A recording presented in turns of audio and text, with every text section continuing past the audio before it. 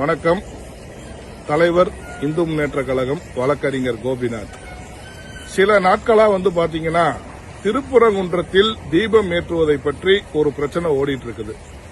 இந்திய அரசியலமைப்பு சட்டம் ஒவ்வொரு மதத்தினருக்கும் தன்னுடைய வழிபாட்டு உரிமையை கொடுத்திருக்கிறதின் அடிப்படையில் தான் நீதியரசர் சுவாமிநாதன் அவர்கள் திருப்பரங்குன்றம் மலை மீது தீபம் ஏற்றுவதற்கு அனுமதி அளித்துள்ளார்.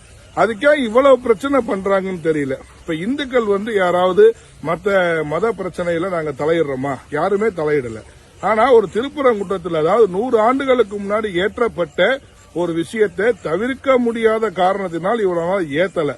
ஆனா அதை ஒரு நீதியரசர் அவர்கள், உயர்நீதிமன்ற மதுரைக்கு நீதியரசர் சுவாமிநாதன் அவர்கள் நேரடியாக சென்று அதை பார்வையிட்டு எந்த விதமான பிரச்சனையும் வராது என்று உறுதி செய்த பிறகு அந்த திருப்பரங்குன்றம் மலையின் மீது தீபம் ஏற்றுவதற்கு அனுமதி அளிக்கப்பட்டது. ஆனால் எல்லோ பிரச்சனை, அதாவது கடவுள் இல்லை என்று சொல்லக்கூடிய திகாக்காரர்கள், திமுக காரர்கள், நீயே கடவுள் இல்லைன்னு சொல்ற, உனக்கு நாங்க தீபம் ஏற்றினால் என்ன, ஏத்தலனா என்ன? அப்ப இந்தியாவிலே குறிப்பா தமிழகத்திலே இந்துக்களுடைய நிலை எப்படி இருக்கு என்று தயவு செய்து இந்துக்கள் புரிஞ்சு கொள்ளணும்.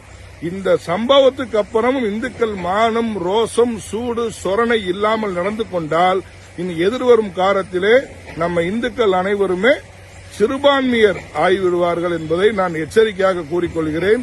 கண்டிப்பாக நியாயம் வெல்லும், கண்டிப்பாக முருகன் வெல்வார். உச்சநீதிமன்றத்திலே கண்டிப்பான முறையிலே திருப்பரங்குன்றத்தின் மீது தீபம் ஏற்றுவதற்கு சாதகமான தீர்ப்பு வரும் என்பதை தெரிவித்துக் கொள்கிறேன். நன்றி.